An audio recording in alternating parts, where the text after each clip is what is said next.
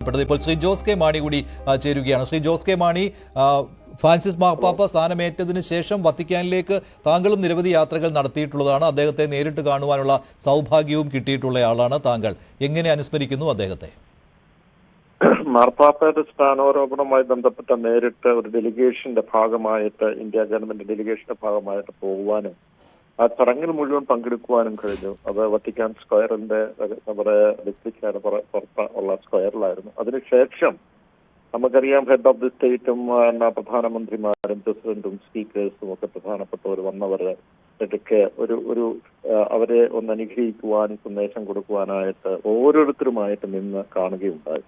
എന്നെ ഏറ്റവും കൂടുതൽ സ്പർശിച്ചത്, എനിക്ക് നേരിട്ട് കണ്ടപ്പോൾ അദ്ദേഹം തലയായിൽ കൈവച്ച് പ്രാർത്ഥിച്ച് അനുഗ്രഹിച്ചതിന് ശേഷം ഒരു വാക്ക് എന്നോട് പറഞ്ഞത്, പ്ലീസ് പ്രേ ഫോർ മീ.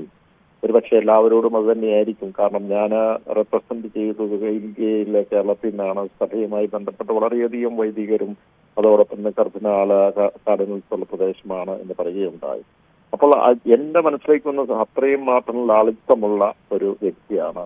ഒരുപക്ഷെ അത് കത്തോലിക്ക സഭയ്ക്ക് മാത്രമല്ല, ഇന്ന് ലോകരാഷ്ട്രങ്ങളിൽ ഏറ്റവും കൂടുതൽ സ്വീകാര്യതയുള്ള ഒരു നേതാവിന്റെ ഒരു പേര് ചോദിച്ചാൽ അത് നമ്മുടെ ഫ്രാൻസിസ് മാർപ്പാപ്പയാണ് എന്ന് ആരും പറയും. അത്രമാത്രം ഒരു സ്വീകാര്യതയും സ്വാധീനവും അദ്ദേഹത്തിന് ഉണ്ടായിരുന്നു എന്നുള്ളത് വളരെ വ്യക്തമാണ്. തീർച്ചയായിട്ടും അദ്ദേഹത്തിന്റെ വേർപാട് സഭയ്ക്ക് മാത്രമല്ല, ലോകരാഷ്ട്രങ്ങൾക്കും ജനതയ്ക്കും നല്ല ഒരു മാതൃകയുള്ള ഒരു വ്യക്തിത്വം നമുക്ക് നഷ്ടപ്പെട്ടു. തീർച്ചയായും അത് ഇനി ഉള്ള, നമുക്കറിയാം, പലപ്പോഴും നമ്മുടെ ഈ മേഖലകളിലൊക്കെ, നമ്മുടെ ലോകരാഷ്ട്രങ്ങളൊക്കെ പല യുദ്ധങ്ങളും ഇതുമായി കെട്ടിപ്പോകൊണ്ടിരിക്കുമ്പോൾ അങ്ങനെയുള്ള വ്യക്തിത്വത്തിന്റെ അഭാവം തീർച്ചയായും നമ്മുടെ മാൻകൈൻഡിനെ ബാധിക്കും.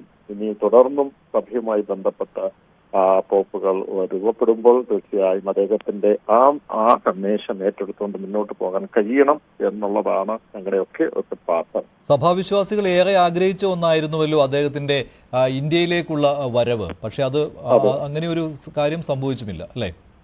അതെ, അതൊരു വലിയ ഒരു നഷ്ടബോധമായിട്ട് ഒക്കെ തോന്നുകയാണ്.